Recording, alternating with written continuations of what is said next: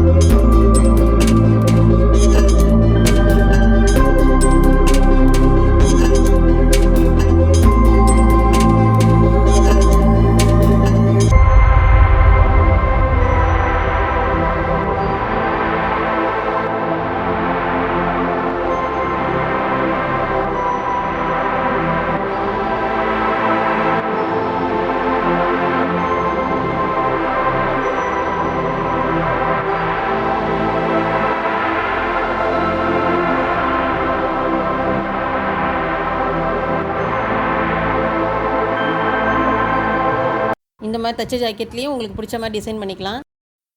இந்த வீடியோ பிடிச்சா லைக் பண்ணுங்கள், உங்கள் ஃப்ரெண்ட்ஸ் கூட ஷேர் பண்ணுங்கள்.